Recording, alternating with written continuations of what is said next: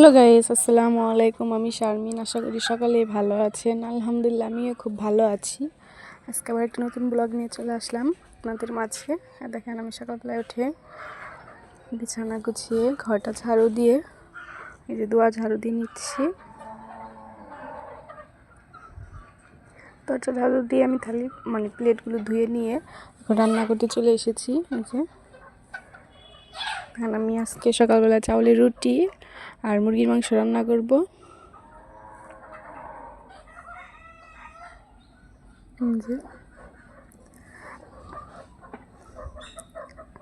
আপনাদের কাছে আমার শারমিনের ডেইলি ব্লগ কীরকম লাগে অবশ্যই আমাকে কমেন্ট করে বলবেন। সবাই আমার পাশে থাকবেন, আমি যেন আরও সামনে দিয়ে এগিয়ে যেতে পারি।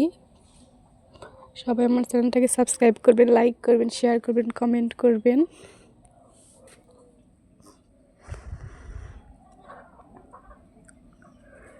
এখন আমি মশলা কষিয়ে নিই। এখন মাংসগুলো দিয়ে আমি ভালো করে কষিয়ে নেব।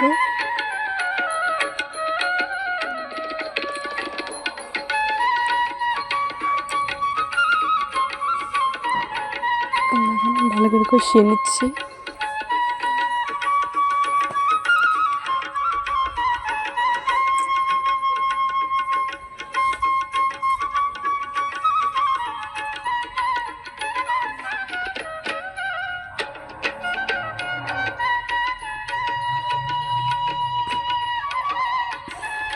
আমি রুটি বানিয়ে নিচ্ছি। এদিকে আমি যে রুটিগুলো ভেজে নেব।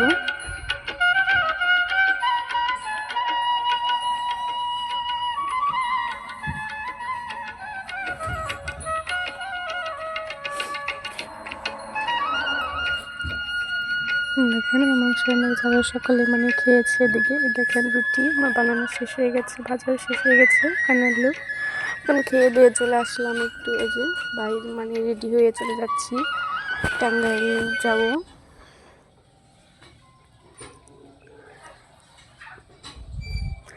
যে শখের ঘরের জন্য শখের কিছু জিনিস বানিয়েছি, সেগুলো আজকে দেখাবো না। আজকে কিছু কেনাকাটা করবো, সেগুলোই দেখাবো। দেখেন চলে আসছি টাঙ্গাইল পর্দা গ্যালারিতে। যে এখান থেকে এই যে ফর্ম কিনে নিচ্ছি সবার জন্য। অনেক সুন্দর সুন্দর কালেকশন আছে। এটা ক্যাপসুল মার্কেটের সাথে, ক্যাপসুল এটার সাথে অনেক সুন্দর সুন্দর পর্দা ঘরের জন্য।